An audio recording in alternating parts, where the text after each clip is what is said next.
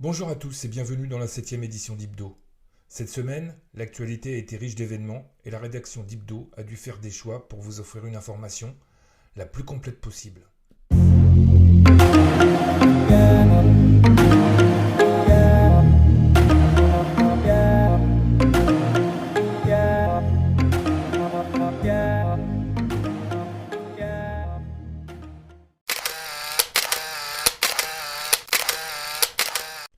Depuis l'annonce du président Macron le 29 octobre concernant le port du masque à l'école pour tous les enfants à partir de 6 ans, les parents ont réagi face à une décision complètement dénuée de fondement.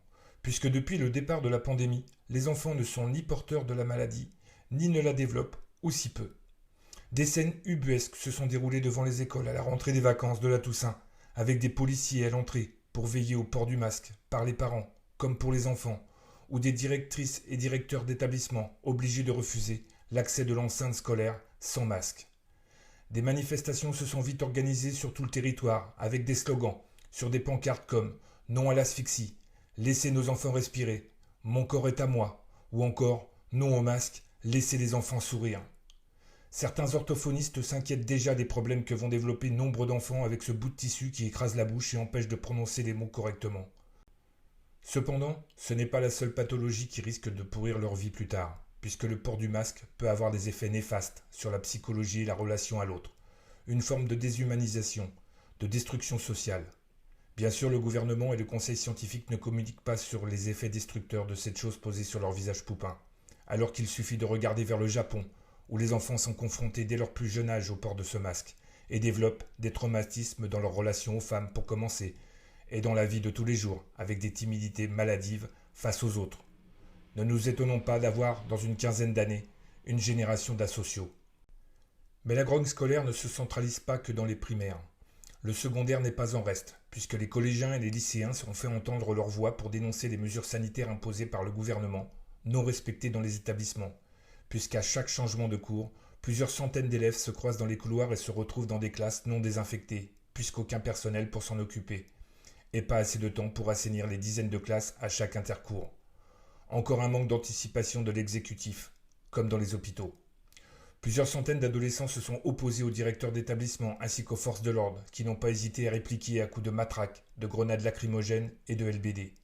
Un élève de 17 ans a d'ailleurs été transporté d'urgence à l'hôpital après avoir reçu un projectile provenant d'un LBD. Il déclarera plus tard qu'il avait bien vu l'agent le viser délibérément. Une grève sanitaire a été déclarée par le syndicat SNES-FSU pour le mardi 10 novembre, afin de dénoncer le non-respect des règles sanitaires. Et ce n'est pas l'annonce de Blanquer de diviser les classes en deux qui va calmer les choses, puisque les risques resteront les mêmes. Encore des décisions irréfléchies face à l'urgence que crée cette grogne, et à l'heure où plusieurs pays décident de fermer les établissements scolaires, Blanquer continue à brasser du vent. Pourtant, le hasard faisant bien les choses, les chiffres du ministère de l'Éducation nationale sont tombés le 6 novembre. Et bien sûr, le nombre de cas positifs, ce qui ne veut absolument pas dire malades ou contaminants, a explosé, portant le chiffre à 8223 élèves du premier et second cycle et 2063 membres du personnel scolaire. Jérôme Salomon, directeur général de la santé, estime que le confinement n'est pas efficace pour contenir la flambée, en partie parce que les établissements scolaires sont toujours ouverts. Je ne dévoilerai pas un scoop en annonçant que les prochaines mesures vont être de fermer les collèges et les lycées.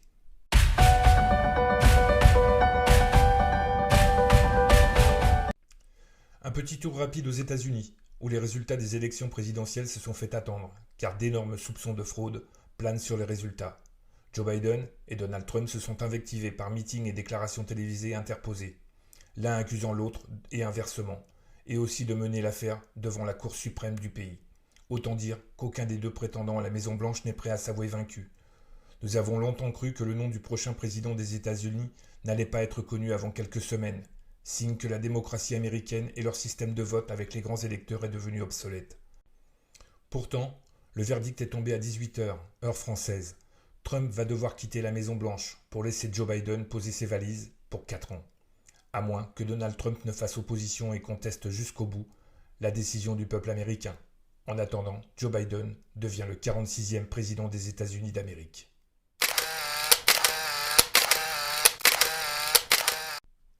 Les signes d'agacement, voire d'énervement, se font jour au sein des dirigeants du pays. que ce soit consciemment ou inconsciemment de par leurs gestes ou leurs paroles.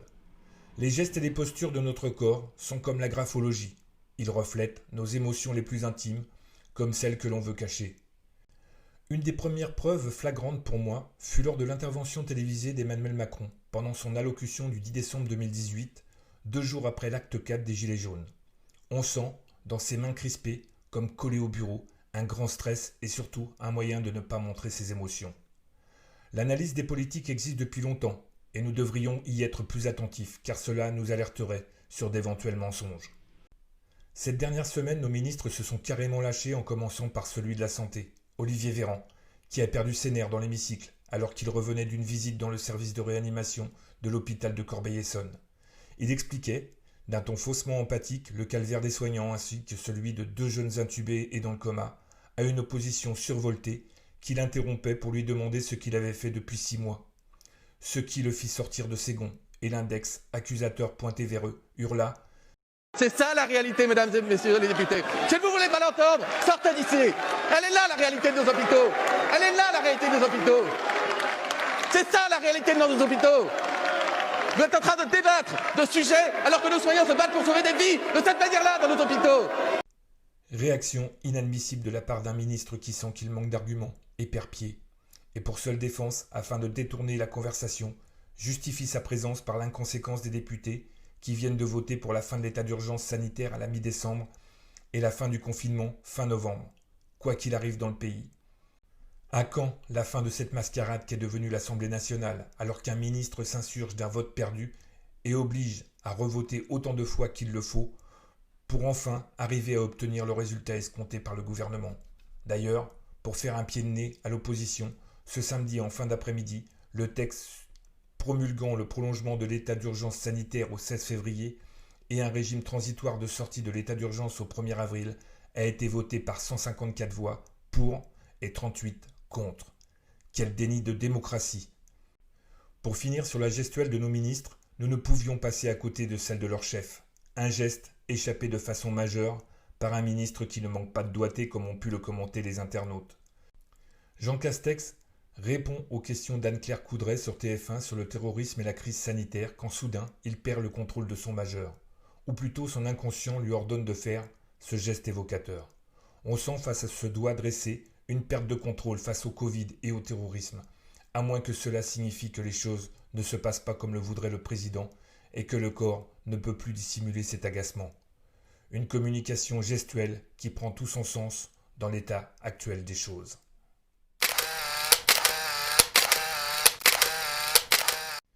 La devise de la France est en danger, et nous allons faire les choses dans l'ordre, et commencer par la liberté.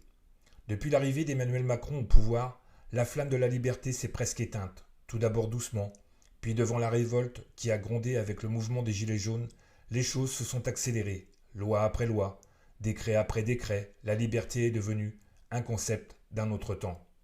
On a vu l'interdiction de manifester, l'interdiction aux journalistes de montrer la vérité sur les ondes en les arrêtant de manière arbitraire le temps que la manifestation cesse. L'interdiction de porter un masque pour se protéger des gaz lacrymogènes nocifs alors que maintenant il est de plus en plus imposé dans le pays à cause d'un virus. Le Covid-19 a achevé le travail, ou plutôt le gouvernement s'est servi de cette pandémie pour instaurer l'état d'urgence sanitaire. Au printemps, on nous a interdit de sortir de chez nous, sans une autorisation d'1 heure, et aujourd'hui, on nous séquestre à la maison, le soir et le week-end, avec l'interdiction de voir la famille ou les proches. Par contre, pour sauver l'économie moribonde, nous avons le droit d'aller travailler en côtoyant nos collègues et les voyageurs dans les transports en commun. Continuons avec l'égalité. Je commencerai par les moyens donnés aux forces de l'ordre avec des chars, des drones et des armes de guerre. Là, l'argent magique ruisselle pour faire taire la rébellion qui couve alors que les hôpitaux se meurent de ne plus pouvoir respirer, à l'image des patients qui ne cessent de remplir les services de réanimation ainsi que les lits d'hôpitaux. L'égalité est bafouée à chaque instant quand on voit les petits commerçants tirer le rideau pour une durée indéterminée alors que le e-commerce remplit les poches de ses actionnaires à coups de milliards de dollars. Que les grandes surfaces restent ouvertes, même s'ils ont été obligés de fermer leurs rayons non essentiels.